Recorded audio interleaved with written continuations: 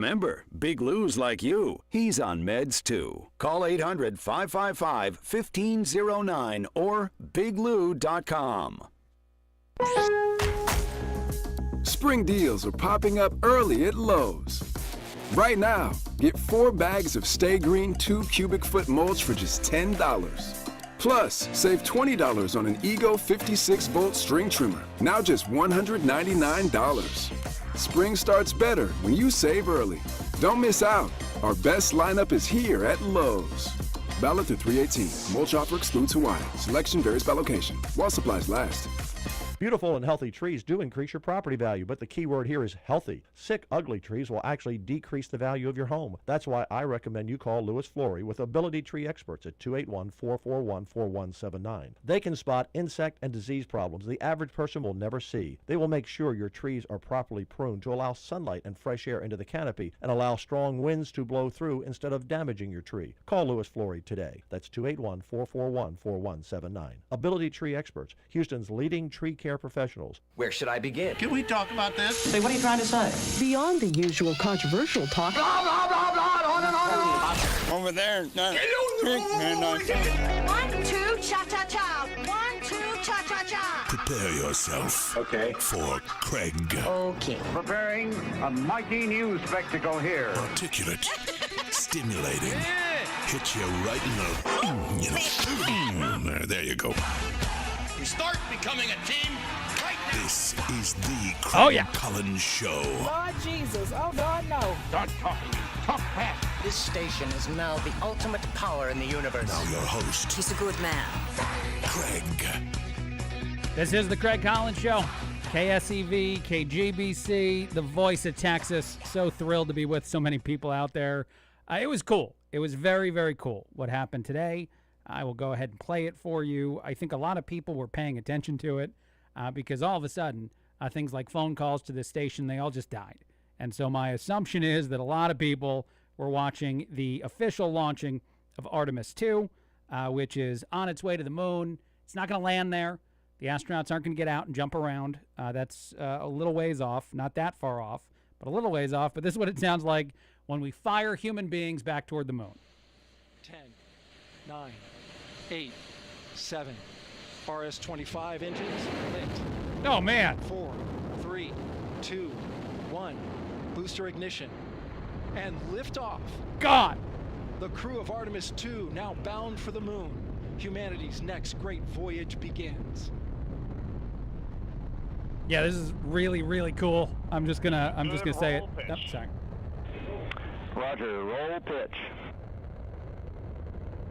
I love Houston, now controlling the flight of integrity on the Artemis II mission around the moon. All right, I want to interrupt that part. Houston, now in control of the Artemis II mission. I love that part too. Very, very cool. It did not launch from here. It launched out of Florida, but it is now our mission here in Houston. NASA will direct them over their 10-day trip to the moon to wave high and then come back. They're essentially testing all of the life support systems to make sure that they work, to make sure that there are no problems, so that when we launch other human beings toward the moon, they will get to get out and jump around and have fun. That's the way I'm going to refer to it. This is awesome, dude. Like I said before, and like I'll say again, this is yet another example of America being great. And I think what's important about that is, well, one, the person who's in the White House who desires to show the world how great we are, and two, just in general, like people like me. I'm a 40-year-old guy that definitely was not alive during the first moon landing. That was not something that I recall in any fashion whatsoever. And so I think this is a good reminder to especially even generations younger than me about how amazingly dominant, successful, capable the United States can be in the world when you look at it from a world stage. I also love this kid that was asked a question. Unfortunately, it was on CNN, but it's still a pretty great question. What are you doing here? Are you looking forward to having the moon the rocket Artemis II get launched toward the moon later today? And this kid, who's probably like 14, has the perfect answer to that question. Here we go. Why do you want to be here? Why do you love space? Why do you love being a part of history? We're going back to the frickin' moon, that's why. I love this kid. I want to play that one more time. Why do you want to be a part of this, dude? We're going back to the frickin' moon. That's why. Come on, man. This is obvious. Why wouldn't I want to be a part of that? And, of course, I'm sure, and this is probably something I don't even need to say at this point, a vast majority of people in certain places within our media and whatever else will do absolutely nothing as far as giving Trump any kind of credit for this. They will ignore, pretend as though he deserves no credit whatsoever again and again and again, even though he is the person in charge. And I'll just say it this way, because I don't actually want to debate how much credit the current president deserves for the Artemis II mission. If it were a Democrat in office, this is an easy whataboutism that I can do often. But if it were not Trump, but someone else, they would be talking about how the leadership of that individual is what caused us to reach this day, where once again the United States can show that it is capable in a way that few countries are. That's how you'd hear blanket coverage everywhere but the places that are willing to do it when it's the other side of the aisle, are willing to say attaboy to President Trump, to this administration, to all involved. I understand that NASA is a very different thing than what it was years ago, but nonetheless, as far as the amount of help that comes in federally for it, but nonetheless, I just think it's cool that the person in the White House right now is the person that wants America to be restored, wants the reputation of the United States to be what it used to be, and things like this, I feel like they do get us back there, however much some might try to downplay this. Some might try to say this isn't an important thing. By the way, as you have all this happening, this happened about an hour or so ago, that the Artemis II mission launched toward the moon. The backdrop of that, or something that happened just hours before that, was a pretty shameful discussion within the Supreme Court. And the reason I say it's shameful is there were multiple members of the Supreme Court that seemed to be signaling that they believe that we should keep birthright citizenship here in this country, something that we obviously should not keep. And I've told you before, I'll tell you again, and Fox News and others are reporting on this. I'm sure they're blamed for being far-right propaganda machines by left and most of media that's out there. But they're telling you the truth when they say these systems are gamed, especially by, say, Chinese billionaires who want to have 100 U.S. children. That's a real thing that actually happened. A guy, through artificial insemination, has created 100 U.S. babies.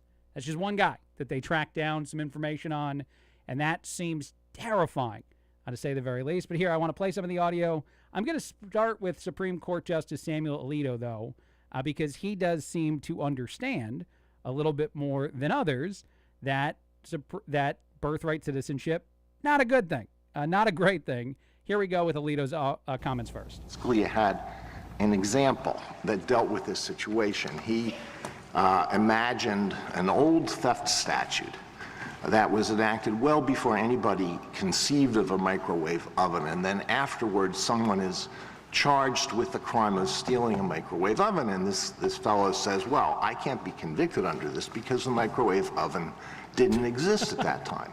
And he dismissed that. There's a general rule there, and you apply it to future applications. And what we're dealing with here is something that was basically unknown at the time when the 14th Amendment was adopted, which is illegal immigration. So how do we deal with that situation when we have a general rule? Yeah, how do we use the obvious lack of information that someone may have had, that many people, obviously everyone, had, when they create an amendment designed to do something very different, to help people who were trying to get citizenship in our country, who were by and large slaves. They create an amendment that answers that question, not envisioning the day where you have mass migration into our country from all over the place of a bunch of people who just want to have someone else born here illegally, or, well, I guess legally in the current situation, even though the person who's here doesn't have a legal status within our country.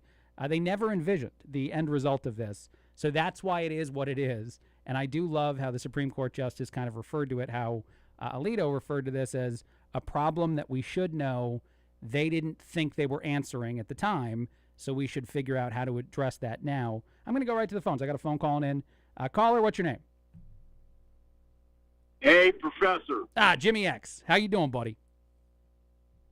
I tell you what, man, I was one of those guys who turned off KSTV about an hour and a half ago. Yeah, of course watched the entire countdown.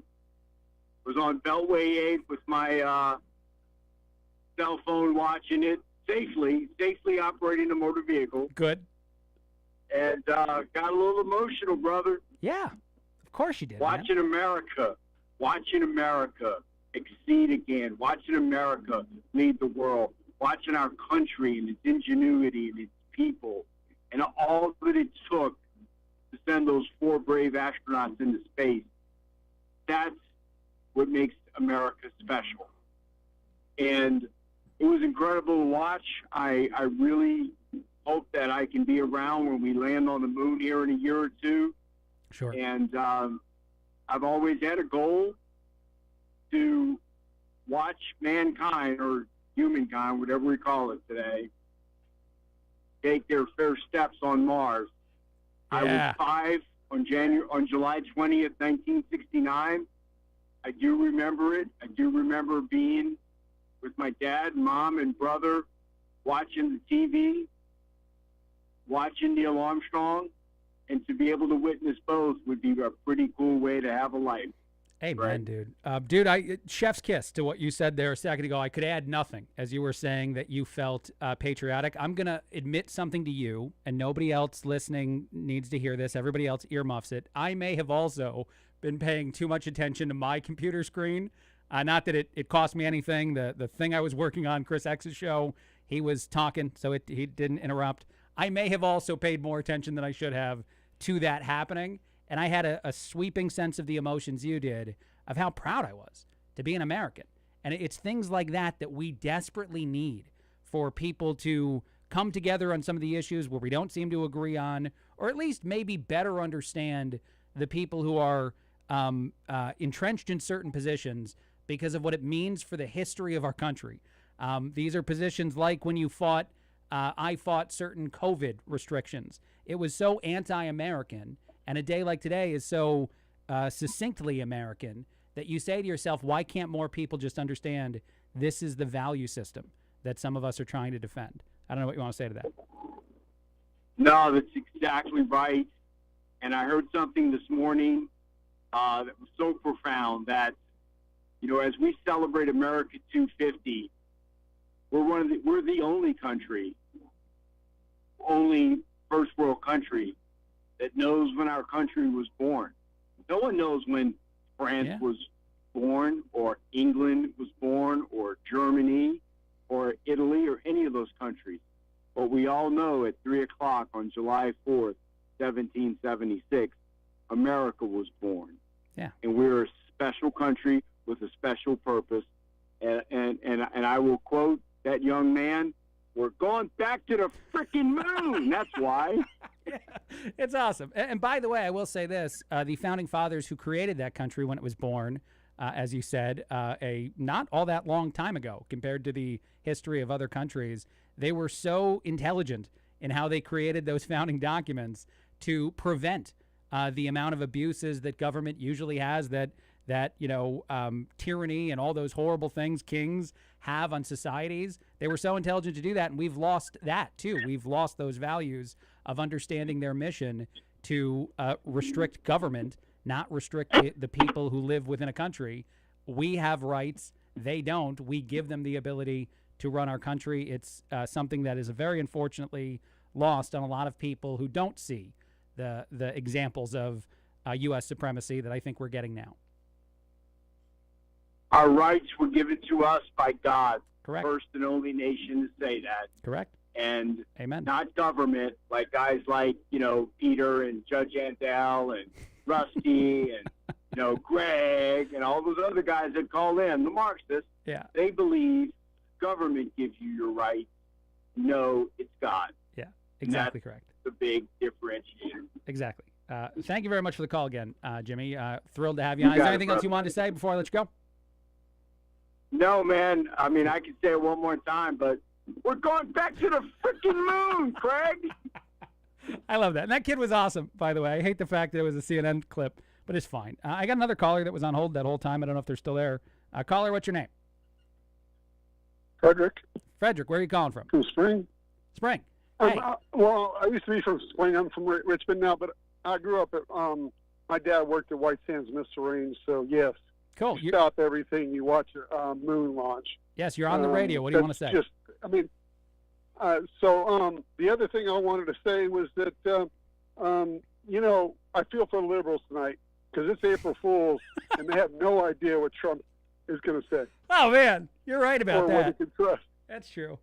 Yeah, President Trump, for anyone that doesn't, wait, real quick. It's a military, but tonight they're in big trouble. Real quick, Frederick, I want to explain that. For anyone that's not aware, and I assume most of this audience is aware, President Trump will be giving a address tonight. It will be focused on Iran. It seems as though we're winning and winning very quickly in every one of the objectives, that Trump had when he and Israel first struck Iran a while ago. But that'll be happening at 8 o'clock, I think, Central Time. It will air here on KSEV and KGBC. We've pushed the right buttons. We've set it all up. Hopefully, after it airs, you hear Joe Pags. I did have a conversation with a boss that says we're crossing our fingers that you get the entire Trump speech and then Pags, and not just the Trump speech and then nothing for a little bit. But that's a warning to anybody that listens on KSEV tonight. You're definitely getting Trump. You may have a little bit of delay between when Trump ends and when you get actual Joe Pags radio. But is there anything else you wanted to say, Frederick? I'm sorry to interrupt you. I'm good. Thank you very much for giving me a chance to say that. Bye-bye. Sure. No problem. Thank you for the call. I have another caller that just called in. Caller, what's your name? Is it me? Yeah, you're on the air. What's your name? It's Carlos. Carlos. Where are you calling from, by the way? Just tell me that on the air first. Spring. What do you want to say? I was going to ask you something. When did it started? I was watching an Oppenheimer documentary, and it turns out most of his friends were communists, and I thought it was a recent thing that happened in the U.S. I wasn't born here, but I've been here forever, and I'm glad to live in the best country in the world. Okay. But it didn't start it recently. So when did it start that most Americans started hating this country for whatever reason? Yeah, that's an interesting. I don't believe that most Americans hate this country, by the way. I believe in the silent majority, the thing that Rush Limbaugh and others used to talk about, which means there are a lot of people that have the values that I have, that I share on the radio and that you hear on the radio. And it sounds like, Carlos, you might have a lot of those values too.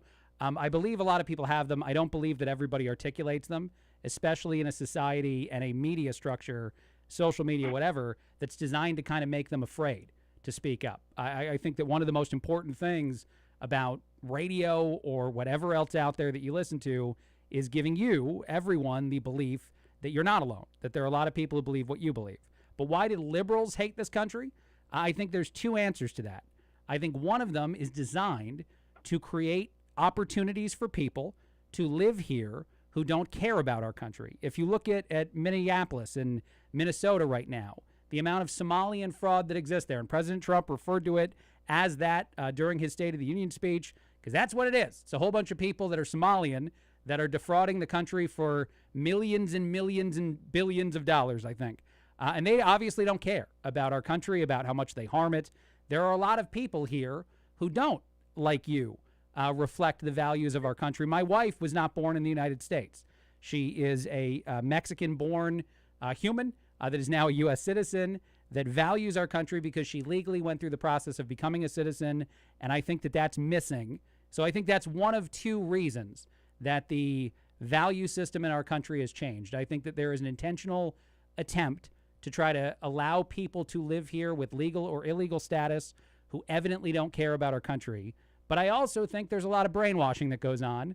I'm 40, so I remember going to school at a time when maybe a whole lot of liberals are teaching a whole lot, especially college, where liberals are teaching a lot of classes, and they were infusing their belief system into the way that they would educate people, and that still happens today. So I think the other reason that a lot of young people, especially young liberals, believe what they do is because they're taught this from jump in schools that are not always articulating to the parents the things they're saying to the kids. Do you want to respond? Do those sound right to you? Is there something else you think is causing this, or you don't know? Well, I'm gonna be honest with you. I'm an independent voter, right? Sure. Most of the time, I'm 46. I used to vote mostly Democrat, sure. But in the past 10 years, they completely lost their mind, and that's why I'm an open-minded person. Good. But I'm not stupid. You know what I mean? So I know what's wrong and what's not. And the Democrats in the past 10 years, especially, they completely lost their mind. Yes. Most of the time, I'm going to be honest, the last time I had voted for a Republican was when John McCain was running. Okay. And after that, it was just Democrat. But in the past 10 years, they lost their mind. Yeah. That's the only thing I can think of, because you can be a liberal, but not stupid. There's a big difference between being a liberal and being stupid. And right now, they're just dumb. Yeah. I'm a liberal. I'm an open-minded person mostly. I'd like to get clarity on what you said there. You offered your voting record, so I think it's interesting. You voted for McCain in 2008 and not Barack Obama when everybody was so happy to vote for Obama.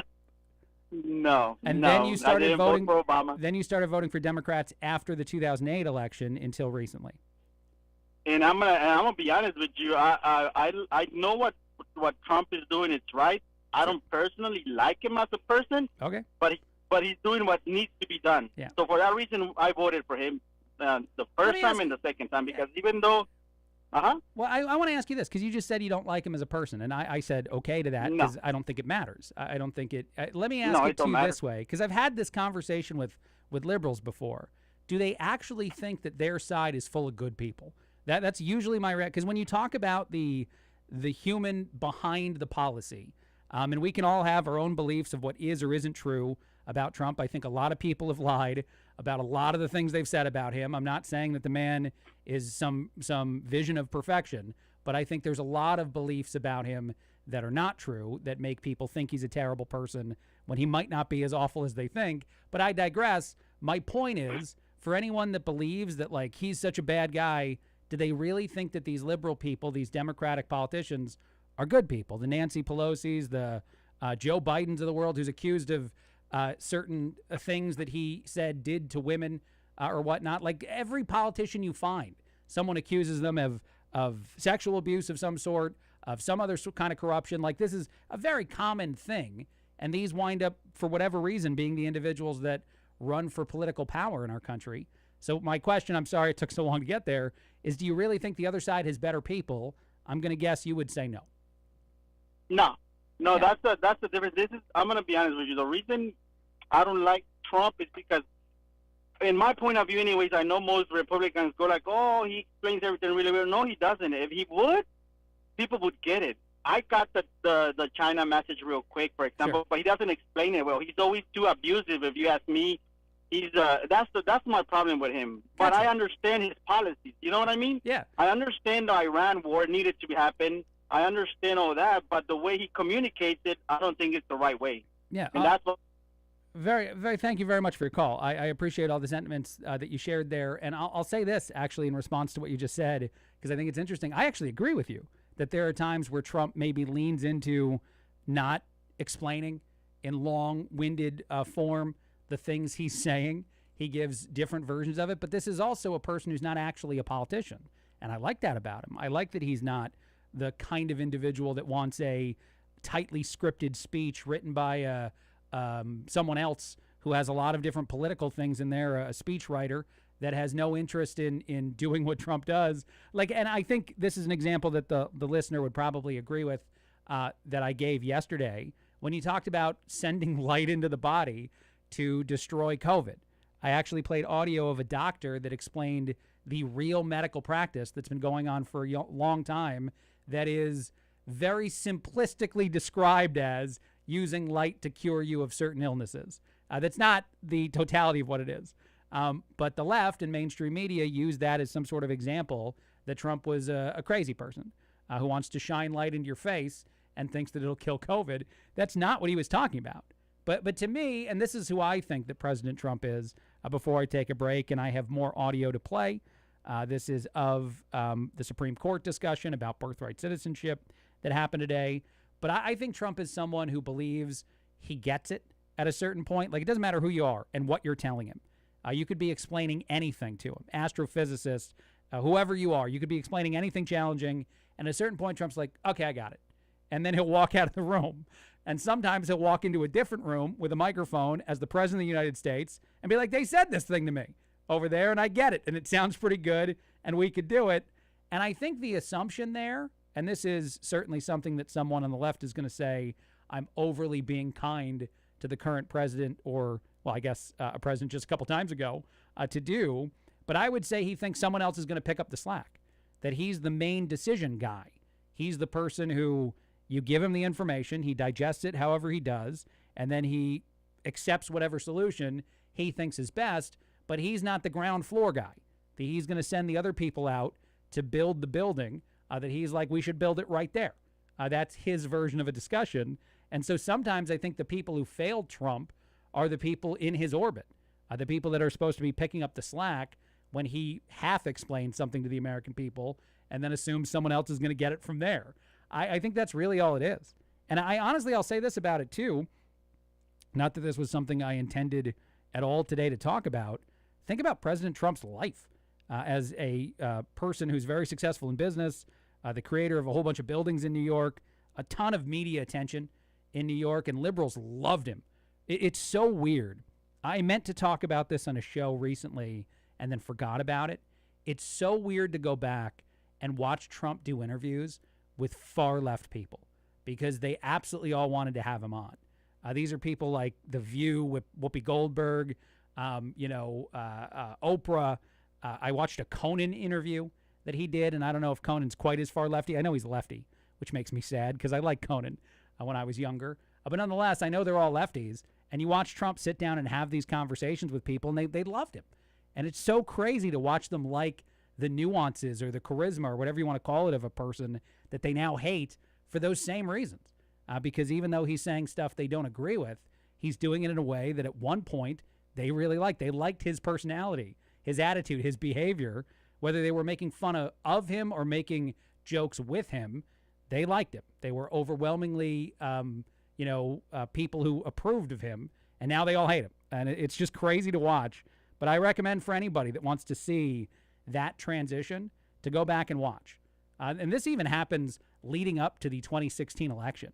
There was a time when he was running where I think a lot of mainstream media thought that he was a distraction and not a reality. And they actually gave him an opportunity to speak. They interviewed him, which worked great for Trump, by the way, but they were giving him an opportunity to sit in some. Colbert interviewed him, I think, which is crazy to say now or to envision that now, because they thought it was helping Democrats win because they were propping up Trump, who they thought was not a real candidate. And boy, were they wrong in 2016. And then, of course, wrong again now that Trump is back in office. But it's interesting to hear that from the caller and to think about that, because I also believe that when President Trump rolls out and says something that half makes sense in a press conference of some kind, like he might do tonight, that there's an intention behind that he is also testing whatever the system is to see who's actually going to pay enough attention to check and who's just going to ignore it and attack and do all the crazy stuff they do. But all right, we got to take a break. We have a lot of things to talk about. I do want to get back to the Supreme Court debate about birthright citizenship. There were several people who said things I was not happy with. And Jasmine Crockett is out there celebrating Ketanji Brown Jackson, Justice Jackson, for the things she said, which were insane. And, of course, Jasmine Crockett doesn't want to go quietly into the night now that she's not going to be politically relevant in the very near future in this state or in this country. It doesn't matter. She wants to sing the praises of other crazy people. So we'll get to that and more. The Craig Collins Show, KSEV, KGBC, the voice of Texas. You know, where we go in life matters, and what we do matters. And we know that taking the wrong road won't produce the best outcomes. Hi, I'm Kathy with Baker Mortgage, and we want you to take the right path when it comes to your mortgage. You know, we live in a world of information overload, but always consider the source. And these are not generally going to be from your big bank or a random offer that comes across your screen. Remember, you're always going to get a better deal on one that you go looking for than one that comes looking for you. You need to deal with somebody who gives a you-know-what, whether or not you're happy in the end. At Baker Mortgage, we do it right. We haven't been around for 68 years because we're lucky. We don't sell CDs, insurance, or anything else. We just provide a great mortgage experience. Isn't that what you're looking for? Call us at Baker Mortgage. I promise you'll be glad you did. We're at 281-313-MOVE or go directly to bakermortgage.com. Equal housing lender. License number 263213. Jim Clark, a.k.a. Check-A-Pro Joe here. Houston's best contractors. Houston's smartest homeowners. It all starts with the Check-A-Pro radio show. Now hear my show every Saturday at 7 a.m. right here on AM 700 KSEV. the voice of Texas. Matches back here in the Mac Z Kleiner. I'm recovering from surgery thanks in large part to this miracle chair, the Mac Z Kleiner. You can sit in it, you can recline in it, you can watch TV in it, you can eat in it, you can sleep in it. It goes to zero gravity position. The Mac Z Kleiner helped me recover. It also has heat and massage, a place to charge your cell phone. Come out to Gallery Furniture, buy a Mac Z Kleiner before your surgery. Gallery Furniture delivers tonight, or after your surgery, Gallery Furniture delivers tonight, and you'll sit and sleep great tonight. That's Mike. He took ZzzQuil Pure Z's, so now he's sleeping soundly on a Sunday night. ZzzQuil Pure Z's are fast-acting melatonin gummies with a complementary botanical blend to help Mike get the sleep he needs to wake up refreshed and ready to conquer Monday. Let's do this Monday. ZzzQuil Pure Z's, just for sleep. Really great sleep. These statements have not been evaluated by the Food and Drug Administration. These products are not intended to diagnose, treat, cure, or prevent any disease. Use as directed. This is Kevin O'Hara with O'Hara & Company Real Estate. At O'Hara & Company Real Estate, we believe in God, family, and country. In the past 50 years, people have been trying to remove all three of those from our thinking. Fight for what you believe in and protect your freedoms before they're all taken away. Don't let anyone infringe on your rights. If you need a real estate company, call O'Hara & Company Real Estate, 281-373-3393, or look us up on the web at o'harare.com. I'm Kevin O'Hara. God bless America, and God bless Texas. Everyone knows the BBB is the Better Business Bureau, but depending on what you need, it's the Better Plumber Bureau, the Better Auto Mechanic Bureau, the Better Accountant Bureau. That's because the BBB connects people with businesses they can trust. So think of the BBB as the better check that business out first so you don't get ripped off bureau. Be smart. Always look for the BBB seal because it's looking out for you. And find a better business anytime at bbb.org. I was thinking about this, and I think there are various sources that say this. Go ahead. That you obviously have permanent allegiance based on being born in whatever country you're from. That's what everybody recognizes. But you also have local allegiance when you are on the soil of this other sovereign. And I was thinking, I, a U.S. citizen, am visiting Japan.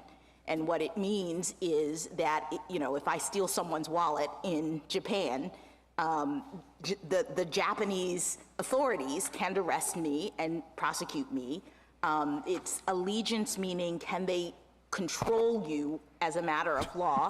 I can also rely on them if my wallet is stolen to, under Japanese law, go and prosecute the person who has stolen it. So there's this relationship based on, even though I'm a temporary traveler, I'm just on vacation in Japan, I'm still locally owing allegiance in that. It's amazing what she said. Greg Collins Show, KSEV, KGBC, the voice of Texas. She doesn't go as far as to say it out loud, but her logic sounds like she's trying to say that if I steal a wallet in Japan, I'm a Japanese citizen because I would be subject to the laws there because they would have control of me. And also if somebody steals my wallet, they're going to help me. So there's an allegiance. There's a sensibility.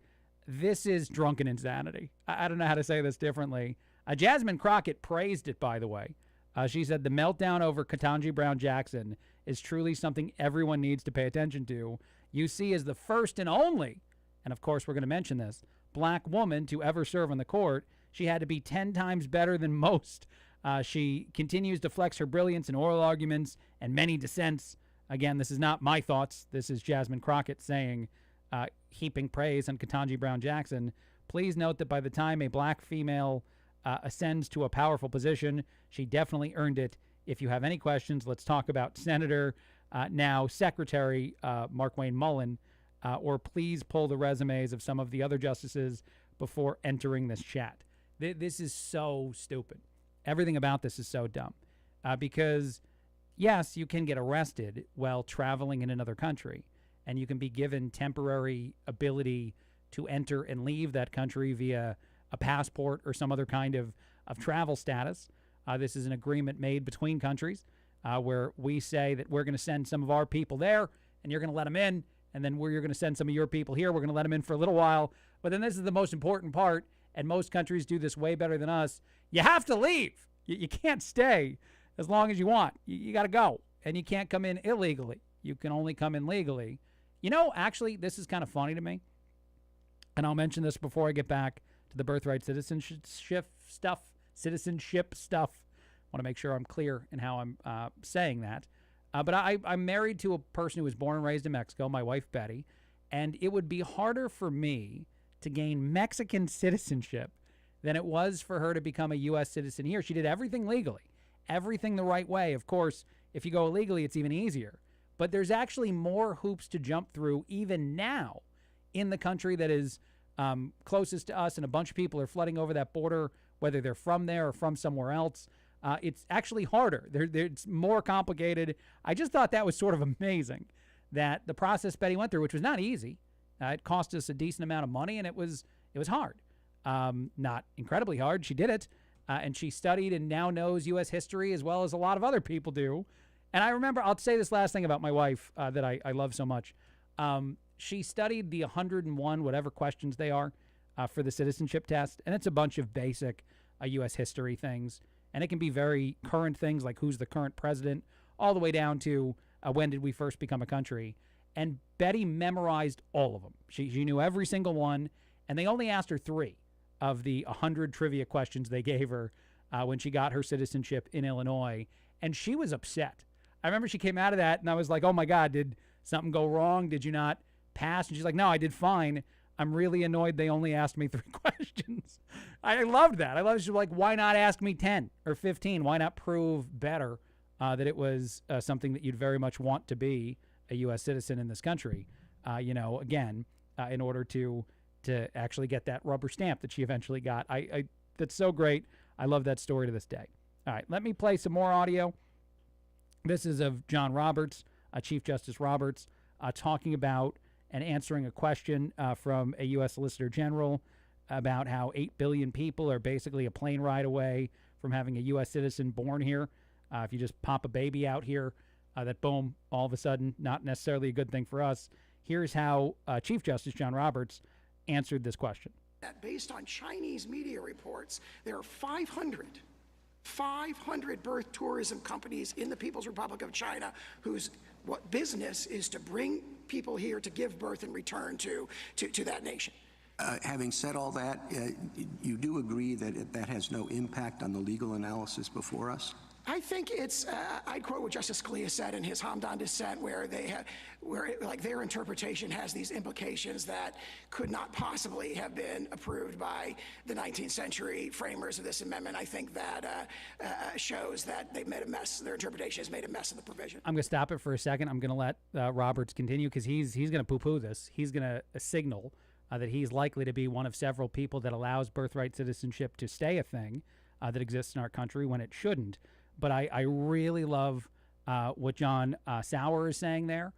He is the U.S. Solicitor General who's making that argument because, of course, the 14th Amendment could not have predicted the world we live in today. That is a valuable argument in the discussion of did the Founding Fathers, did anyone at any point, not the Founding Fathers, but did anybody passing a law at some point in the history of our country intend for anyone who comes in to be able to have a baby who then becomes a U.S. citizen? Here's how Roberts responded. It certainly wasn't a problem in the 19th century.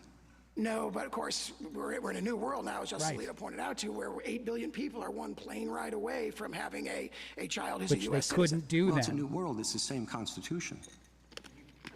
It is, and as Justice Scalia said, Chew I the think water. in the case that Chew the Justice ice. Alito was referring to, you've got a constitutional provision that addresses certain evils, and it should be extended to reasonably comparable evils. He said that about statutory interpretation. I think the same principle applies here, and I think we quote that in our brief. Yeah, I think we prevent evil. We prevent all kinds of things from abusing any form of the rule system that we currently have in place. Like, there's a reason, and I love when people say this, one of the most brilliant aspects of the Constitution is that it can be amended. It can be changed. It can be something that morphs into something else that does benefit us now, as long as it goes through the appropriate process to do that. And this is essentially the contention today, is that birthright citizenship is bad, and it will be worse and worse the longer we allow it to go on. And I'll just say one last thing. We're one of the only countries in the world that has it. Almost all the other countries, especially all of our allies and first world countries, they don't have this as a thing. I got another caller on hold. I'll throw to them. Caller, what's your name? Pat, I listened to that. They never mentioned AFDC that LBJ started that you automatically had pregnant females entering this country and being put on womb-to-tomb rewards, never paying anything into it. And we've had 8 generations, my friend says, who's like a supervisor in that. And then we have 400 languages. I was overseas. You have the Mayan Indians and all the different groups because they've been brought here by LULAC. Yes. I mean, people do not realize what's going on. I'm going to throw out. I'm going to throw out a little bit of context. The thing you just said, aid for families with dependent children, is AFDC. It's something that was expanded by LBJ, I think, into basically what's federal welfare today, and it's something that would allow someone who's not a U.S. citizen to benefit from our welfare system, especially if they have a kid here. So it's one of several things that is abused in today's society that the American taxpayer doesn't believe they should be paying for. And I agree with you in saying that they're not getting into all the minute details of what the argument, and they do. I'm not playing all of it. There's more context that's given throughout the entirety of the debate in front of the Supreme Court today. But it appears as though 6 justices, 3 conservative ones, are likely to say that U.S. citizenship via birthright should be upheld. That birthright citizenship is something that should be retained in our country because it's in the Constitution, even though it was not intent to be there. And that's their interpretation of the Constitution. I don't know what else you want to say, Pat, in response to all that. Well, I want to say all these people that came over, they filled out false documents because I had a nephew at the border. They were piled 22 feet high with all the documents. And then they all got it brought in here and then filled out different. They could leave the country and still get their benefits. But we have never assimilators in this country. We wouldn't be paying for all these languages. Right. Yes, absolutely. Thanks so much. And where are you calling from, Pat, by the way? Tomball. Tomball. Thank you very much for the call, Pat. I agree with something you said there, and I know it can be used all kinds of different ways, and then people can get all mad that you say it. But there are people that have no interest in assimilating to our culture, that want all the rights of our country. These are, again, easy examples in recent history, involve people in Minnesota from Somalia who are abusing programs created during COVID that were terribly, awfully designed, easily, unfortunately, abused and fraudulently misused to steal a bunch of our money. But this happens all the time in government. Like, most people who believe in a small government believe that they have no interest, no capability, et cetera, of actually running things well from a money standpoint. Your money will be abused, misused, and stolen by the politicians and anybody around them who can use it in some form or fashion if we keep giving them dollars. It is terrible to give them our money to do bad things with. This is a very simplistic belief of a lot of people who think that. And I'll go a step further, and then I'll play some dumb audio of Whoopi Goldberg and the ladies on The View.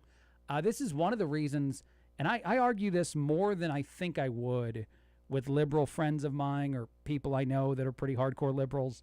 I was living in Illinois for a while. We'll argue about global warming. It's a real thing. It doesn't come up a lot. It's not like I go to a lot of parties where someone's like, we got to talk about global warming. But you have that one moron that might be in your friend group who says the thing, and then you can't sit and just not say something, or at least I can't. I'll chime in with, yeah, like that's why that's a terrible idea. And then we'll argue. Once these people identify me as the dissenting voice in some of those rooms, they want to talk more than I do. And I'll respond. I'll have a conversation. But one of the things I get most blue in the face is, regardless of if you think global warming is real or exaggerated in order to steal our money, whatever you think about that, it's hilarious that anyone thinks the right people to give the money to fix the problem that you may or may not agree is real is the government. Like, it's a terrible decision. We know that. Most people understand that. They just selectively forget it when they're like, oh, but we got to pay for it. We got to fix this thing. I mean, look at what happened when Biden was in office and went after oil and gas companies. A lot of really bad things for our economy occurred. And the reason those things are tied together, for anyone who doesn't know this, is because of the cost it takes to transport something somewhere. If you raise the price of oil and gas, you're raising the price of everything, because trucks drive stuff everywhere. Because everybody who transports anything, planes, however they get from point A to point B, they use fuel to do it. And if it gets more expensive to transport it somewhere, they push those costs onto us. That's why so many things got terrible, and that's why that's such an awful policy. And drill, baby, drill is such a better policy for you and me in our lives. But even more so than that, again, just to say it, it's the biggest thing that I have fun arguing with liberals about because of how ridiculously stupid the opinion is that the government's going to do fine with this. I mean, during COVID, I hate to rehash this stuff when I do the show because I got other stuff to move on to. But I'll say this, during COVID, we had billions and billions of dollars of fraud. There were people that got unemployment paychecks that didn't even live in the country, which is uniquely terrible, to send a physical check in the mail to someone in a different place and be like, it's probably legit. Our country did a ton of that and then had to go back and try to pull that money back from all the horrible places we sent it. That's how stupid the government is when you give them more control over money, not less. You should never do that. Here's The View freaking out about the fact that President Trump was at these oral arguments today for the Supreme Court. He was planning to make a personal appearance. They pretended as though Trump wanted to, become one of the justices or something. I don't know. I listened to Whoopi say that Trump wanted to give a big speech because she probably didn't understand the message that was communicated to her station and others that Trump will give a speech tonight at 8 o'clock our time, I think 9 o'clock Eastern time, about Iran. But he also intended to show up at the Supreme Court hearing about birthright citizenship. They weren't the same thing. They were two different things. Trump did not make a big, giant speech today in front of the Supreme Court. We just have to get to this because this is unbelievable what's going on. You know who is he's at the Supreme Court as we speak, making his case for signing an executive order ends birthright citizenship in America. Voldemort is there, I guess, because you can't say Trump for whatever reason. But how stupid is that? And that's not a thing that happened. But let's say you're someone who only watches The View. That's the only oh, God. I'm sorry. As I said that out loud, I already terrified myself. But that is the only place where you get your information, your political information. You might now walk around and believe that Trump made oral arguments in front of the Supreme Court today trying to fight birthright citizenship. That's how dumb their messaging can be, how easy it can be to look up that it's false and fake and stupid, and then still for some reason, not necessarily ever explain how you got it so wrong. All right, I got a little break I got to take.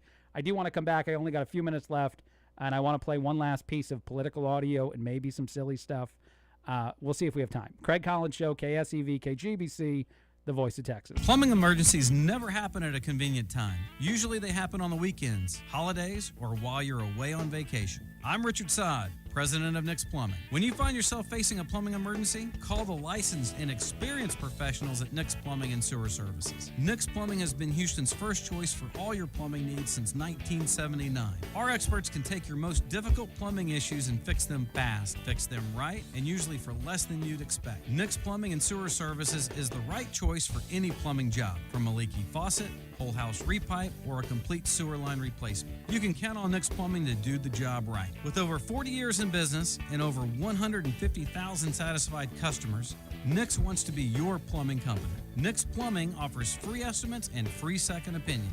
Call Nick's Plumbing and Sewer Services, 713-868-9907, or visit us on the web, nicksplumbing.com. NPL 38548. Call Nick's Plumbing today. We're on the way. The leaders. Senator Ted Cruz. Thank you, Chris. It's always great to be with you. Wisconsin Governor Scott Walker. Hey, thanks for having us on. I appreciate it very much. The newsmakers. Folks like Peter Schweitzer. Hey, Chris, it's great to be on with you. Ann Coulter. Great to be here, Chris. Thank you. And the day's top stories with spot-on analysis. Their first concern is not for the security and safety of the people of this country. Their first concern is protecting their left-wing behinds. The Chris Salcedo Show on The Voice of Texas. Matches back here in the Mac Z-Cliner. I'm recovering from surgery thanks in large part to this miracle chair, the Mac Z-Cliner. You can sit in it, you can recline in it, you can watch TV in it, you can eat in it, you can sleep in it. It goes to zero gravity position. The Mac Z-Cliner helped me recover. It also has heat and massage, a place to charge your cell phone. Come out to Gallery Furniture, buy a Mac Z-Cliner before your surgery. Gallery Furniture delivers tonight, or after your surgery, Gallery Furniture delivers tonight, and you'll sit and sleep great tonight. Why do you want to be here? Why do you love space? Why do you love being a part of history? We're going back to the fucking moon, that's why. Yeah! I'm sorry. I love that little kid. This is the Craig Collins Show, KSEV, KGBC, the voice of Texas. We're going back to the freaking moon. You saw, or a lot of people, I assume, saw Artemis II get launched into space. It's going to go say hi to the moon and then come back. Mostly it's testing all of the life support systems that other astronauts will use to walk around to the moon again, because the U.S. has every intention of walking around to the moon again, which I think is also ridiculously cool. Before I get out of here, a couple other quick things. I got a message from somebody on social media, at Radio Craig C. If you want to send me messages on Facebook, on X, on Twitter, those are two of the best ways to stay connected to me via social media platforms. Again, at Radio Craig C. Someone asked me, and I thought this was a really interesting question, why are we talking so much about John Cornyn right now if John Cornyn is likely to lose, and I'm paraphrasing a little bit of his question, is likely to lose the runoff election, and then Ken Paxton is the nominee in Texas? What's the point of saying whether or not someone would vote for John Cornyn, and who's not voting for him in the runoff, I'm assuming? That's not in the question. But what's the point in talking about Cornyn and your potential support of him if he's not even actually the nominee yet? And the listener goes on to say that his belief is that people are secretly supporters of Cornyn who are doing this. And I kind of agree with you. To be honest, I know that there's going to be shades of gray to saying it this way, but I do think it's a sort of a stupid conversation to have now, and sort of one that probably gets into your own level of ego as to whether or not you want to tell people what they should or shouldn't think or should or shouldn't do, in all honesty. Because, yeah, why don't we just wait for the runoff to happen, see who the actual candidate is, and if this problem solves itself, meaning a whole lot of Texans who do not at all believe that Cornyn should be the next senator, and if he resoundingly loses to Ken Paxton, even with the problems that Paxton has as far as some of the baggage that comes along with him, the things that Democrats will attack him and his character, whether you, again, think that's legitimate stuff or not. And I know that there's a bunch of arguments on both sides of that. I do think it's valuable to say out loud that it seems highly unlikely that John Cornyn is the candidate on the Republican side of the aisle in Texas for the Senate seat in the midterm elections. And that's a wildly good thing. That's an incredibly good thing. So you don't need to fight about whether or not people would sit out the election if it gets to the next level or any of that stuff, unless you're feeding your own ego, which is essentially, I think, what this listener is saying in this message. Without those words, I added those myself, because I do think that's what it is. I think that sometimes a lot of people, whether they're broadcasters or, talking heads on television or people in your life who want to yell and scream their thoughts to you all the time, I think a lot of people get hung up on their own ego, on what they believe and what they think, and they need everyone to know it all the time. And I think that social media is the reason to blame more than anything else, although I bet you there's a bunch of stuff to blame for that, because there's a lot of times where I don't care what you think. I'll say that as nicely as I can. I just don't care what you think, what you believe, and you don't need to tell me. And if you disagree with what I think and believe, and darn it, I guess in the world of broadcasting we are paid to give our opinions on these platforms, then that's fine. Then you just don't think and believe it. I don't see you as the enemy. You don't need to see me as the enemy. And we'll vote differently in elections. I hope I can convince you to vote like me, but I'm not going to pretend as though the things I think are somehow facts and the things you think might not be facts, because I have no idea what people out there think. I'm not going to tell you how to think, I guess is the right way to say it. I have no intention of ever doing that. And to get to the heart, now I've lost all the time. I don't have time to do anything else. To what this listener was asking me, I think that oftentimes that is also the intention, is that having a conversation that's not about the current reality in which we're in, but some sort of projection of a potential reality that may or may not occur. Sometimes the point of that is to feed my ego, not necessarily to tell you anything that, because it doesn't matter. And this is what the listener said in the message. That part is true. That part is accurate. And I'm not giving their name, by the way, because they asked me not to. So I'm not providing that information on the radio. I'm tempted to do it because you sent me a private message, but I'm going to respect that. Anyone who does that and says they want to be anonymous, fine. I'll make you anonymous. But why don't we have a discussion after this runoff as to whether or not you'll vote for Paxton or Cornyn? I mean, if I'm trying to influence you on who to vote in the runoff, I say vote Paxton wholeheartedly. But after the runoff, let's have a conversation about whether or not conservatives will really sit out and not vote for Cornyn if he's the nominee, because I think that problem's going to fix itself, baby. All right, that's the show. I'm out of here. I'm done. Thrilled to be with you every single Monday through Friday from 6 to 7 o'clock right here on KSEV, KGBC, the voice of Texas. Stay tuned. We will be airing the President Trump address You're to the listening nation to the voice in of a little Texas. bit. Bye, AM everybody. 700 KSEV Tomball and AM 1540 KGBC Galveston. News this hour from Town Hall. I'm Keith Peters in Washington. President Trump is delivering a primetime address